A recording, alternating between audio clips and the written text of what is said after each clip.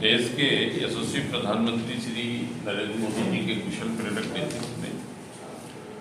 2024-25 का ये जो बजट है,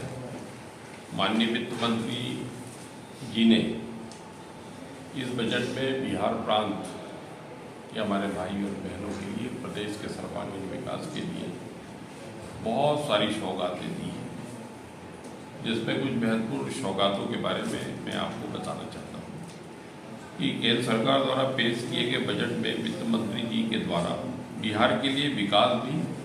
और विरासत का संरक्षण भी के तहत कुल 58,900 करोड़ आवंटित किए गए हैं, जिसमें उद्योग है, ऊर्जा है, पर्यटन है, इंफ्रास्ट्रक्चर है, ये सारी की सारी गतिविधियाँ, सारे के सारे कार्य इसमें संपादित होंगे। मित्रों, इसी तरीके से मुख्य ध्यान सड़क एवं पुल निर्माण पर दिया गया है, जिसमें लगभग 26,000 करोड़ रुपए दिए गए हैं। इसके अंतर्गत Patna Purnia expressway, Buxar Bhagalpur expressway, Bodhgaya Rajgir Vaishali Darbhanga expressway, साथ साथ बक्सर में गंगा पर एक और 2 लेन पुल का निर्माण शामिल है। मित्रों, बजट में खास ध्यान दिया गया, जिसमें नए हवाई अड्डे, नए अस्पताल और कम से कम 2 नए मेडिकल कॉलेज हमारे भाई बहनों के लिए बिहार में खुलने वाले हैं, जिसके लिए आवंटन किया गया है। इसी तरीके से मित्रों, ऊर्जा के लिए भागलपुर के पीरपैंती में 21,400 करोड़ से 2,400 मेगावाट का पावर प्रोजेक्ट लगेगा। ये बहुत बड़ी उपलब्धि है, जिससे हमारे किसान भाइयों को 24 घंटे बिजली मिलेगी और सिंचाई से लेकर विविध प्रकार से हमारे किसान बंधु और हमारे भाई बहन लाभान्वित होने वाले हैं। बिहार में बाढ़ की समस्या से हम दीर्घावधि से लड़ रहे हैं, जिससे निपटने के लिए हमारे माननीय वित्त मंत्री जी ने 11,500 करोड़ रुपए की मदद देने का वायदा किया है, जिसमें Kosi Mechi state link barrage नदी प्रदूषण को खत्म करने के लिए, कोसी को बाढ़ से मुक्त करने के लिए सर्वे का कार्य भी प्रारंभ हो गया है। इसी तरीके से मित्रों, जो हमारा ऐतिहासिक जो हमारी विरासत है, नालंदा तक्षशिला, नालंदा को पर्यटन केंद्र के रूप में विकसित करने के निमित्त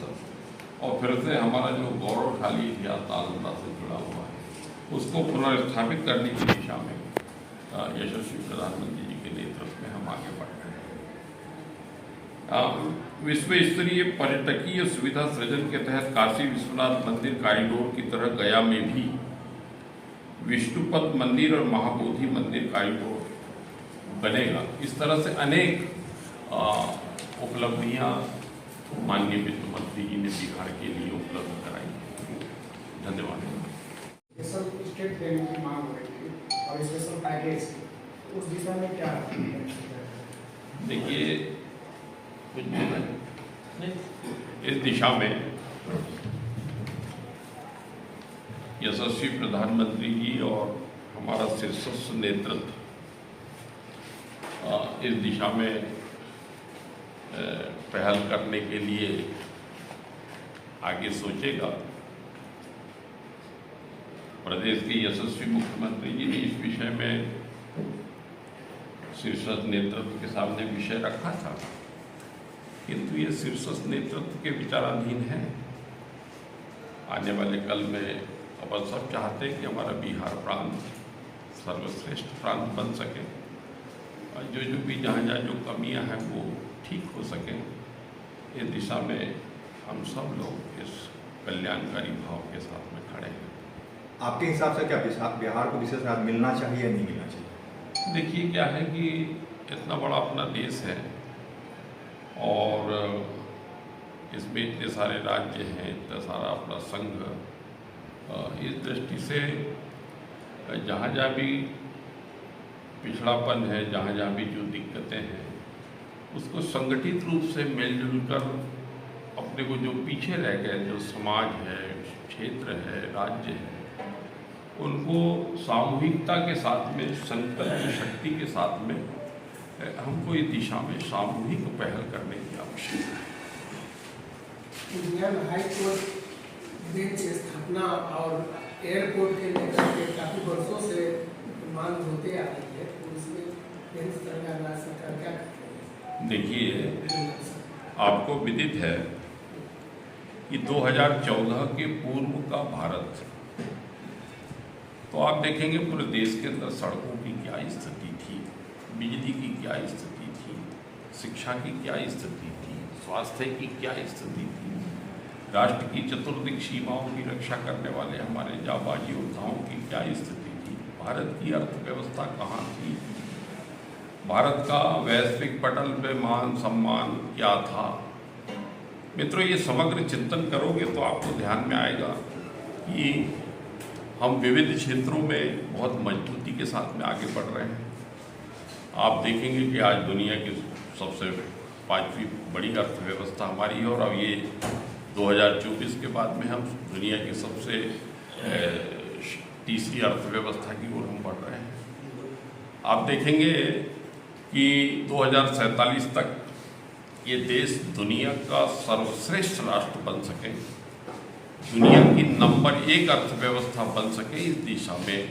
यशस्वी प्रधानमंत्री के नेतृत्व में हम सब आगे बढ़ रहे हैं। अभी आप देखेंगे कि पहले चरण में यशस्वी प्रधानमंत्री, पूर्व प्रधानमंत्री अटल बिहारी वाजपेयी जी प्रधानमंत्री सड़क योजना के माध्यम से आज पूरे देश के अंदर जिस गति से सड़कों का जाल बिछा है, मित्रों, ये इतिहास की बहुत ही विशिष्ट घटना है। किसी भी राष्ट्र को समुन्नत बनाने के लिए परिवहन महत्वपूर्ण भूमिका निभाता है। आप देखेंगे कि धीरे धीरे हम सड़कों से जैसे ही मुक्त होंगे, हम धीरे धीरे रेलवे को युद्ध स्तर पे हम बढ़ाना चाहते हैं। धीरे धीरे हवाई अड्डों के माध्यम से, जैसे अमेरिका है, रूस है, विकसित राष्ट्रों में ग्राम पंचायत तक हवाई अड्डे बने हुए हैं और एयर कनेक्टिविटी वहाँ ग्राम पंचायत तक है। हम आज़ादी के बाद में, मित्रों, ये 2014 के बाद में लगातार पूरे देश के अंदर सड़कों से लेके, रेल से लेके और हवाई अड्डों से लेकर अपने राष्ट्र को परिवहन की दृष्टि से बहुत ही सुगम बनाने की दिशा में हम आगे बढ़ रहे हैं। और बिहार प्रांत को यशस्वी प्रधानमंत्री जी ने 2 हवाई अड्डों की स्वीकृति दी है और वो भी क्या है, बनेंगे। सर, बिहार में बाढ़ के कटाव को लेकर कई बार जो है डैम के निर्माण की बातें कही गई है, लेकिन आज तक डैम का निर्माण नहीं हो पाया।